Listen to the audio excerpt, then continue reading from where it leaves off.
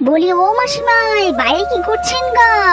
আরে তোমরা এই এত রাতে শুনলাম গো ওই পাড়ায় নাকি কি হয়েছে গো? কি হয়েছে তা একটু বলো দেখি। আর বলবেন না মাসিমা, ওই নিতাইয়ের ছেলেটাকে নাকি সেই ডাইনি নিয়ে গেছে। কি যে দুঃখজনক। হ্যাঁ গা মাসিমা, কি যে খারাপ লাগছে, ওই যে দুধের শিশু। চলুন তো যাই দেখি সবাই মিলে ওর বাড়ি। স্যার, এভাবে চলতে থাকলে তো আমাদের গ্রাম ধ্বংস হয়ে যাবে। গ্রামের কোনো মানুষই থাকবে না, কোনো শিশুরাই নেই আর। হ্যাঁ পুলিশ অফিসার, আপনাকে যত টাকা লাগবে আপনি আমার থেকে নিতে পারেন, আমি দিতে রাজি আছি, তবে আমাদের গ্রামবাসীদের জন্য কোনো ক্ষতি না হয় এটা আপনি দেখবেন। আপনারা কেউ চিন্তা করবেন না, আর কোনো কিছুই হবে না, পুরো পুলিশ ফোর্সটা লাগিয়ে দিচ্ছি গ্রামের মধ্যে। বলি ও বৌমা, একটু সামলাও গো নিজেকে, আর কত কষ্ট দেবে গো।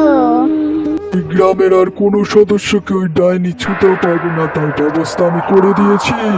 আসুক, ওকে আমি